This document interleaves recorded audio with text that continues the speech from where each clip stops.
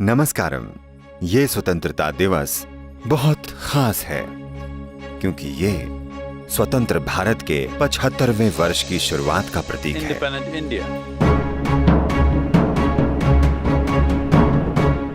भारत ने 1947 के बाद एक लंबी यात्रा की है। हमने स्वास्थ्य, उद्योग और विज्ञान के क्षेत्र में काफी तरक्की की है और सबसे बढ़कर हमने करोड़ों लोगों को गरीबी से बाहर निकाला है।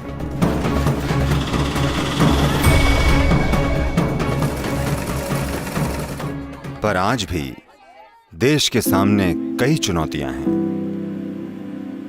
इन चुनौतियों को हल करने के लिए नेताओं और हर नागरिक को जिम्मेदारी से जागरूक होकर काम करना होगा।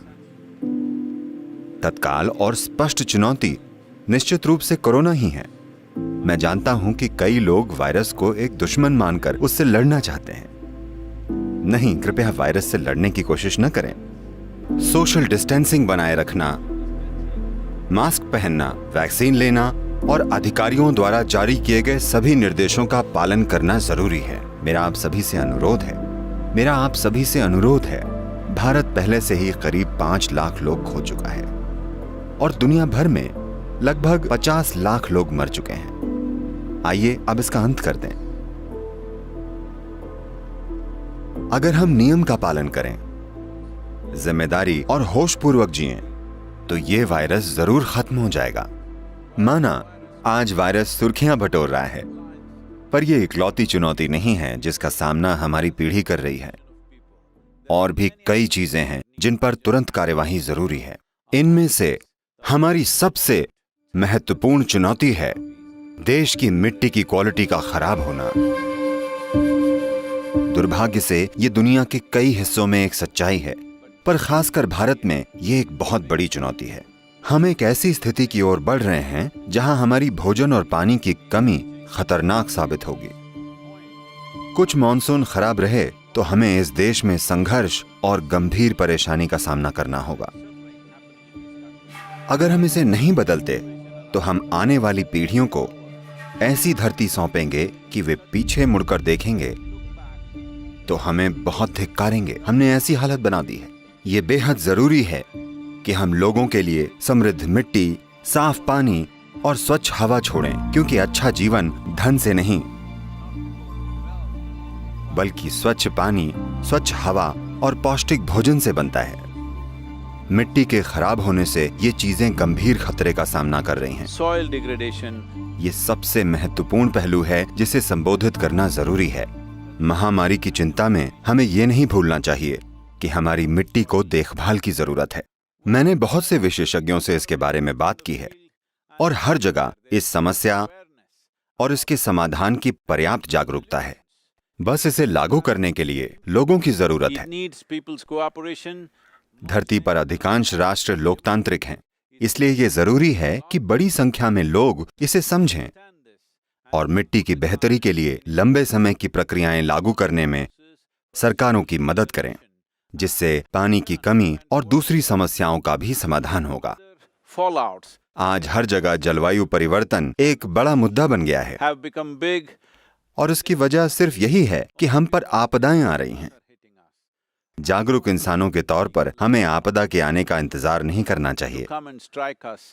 अगर हम जागरूक और सभ्य हैं तो हमें आपदा के आने से पहले जाग जाना चाहिए। आपदा कोई सुखद बात नहीं है, ये कोई खबर नहीं है, ये अखबार या टेलीविजन पर आने वाला कोई समाचार नहीं है।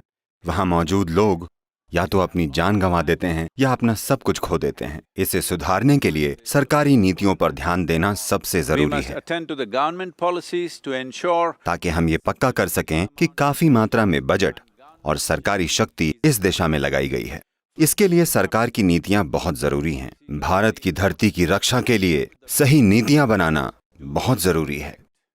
भारत की मिट्टी बहुत जरूरी है। प्रशासन, उद्योग और लोगों की ओर से एक सख्त कार्यवाही अभी बहुत अधिक जरूरी है।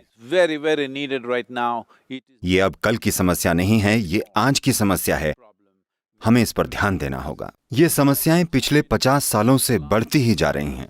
पिछले 50 वर्षों में हमने देश की मिट्टी की जैविक विविधता को जो नुकसान पहुंचाया है, वो बहुत बड़ा है और माफ करने योग्य नहीं है। इसे ठीक करने के लिए एक प्रतिबद्ध और दृढ़ दृष्टिकोण जरूरी है और इसे बदलने के लिए लंबे समय तक मेहनत करनी होगी। ये संभव है और यही हमारे बच्चों और उनके बच्चों के लिए सबसे अच्छा उपहार होगा। हमारा राष्ट्र कई संस्कृतियों का मेल है, कई जातियों का भी एक मेल है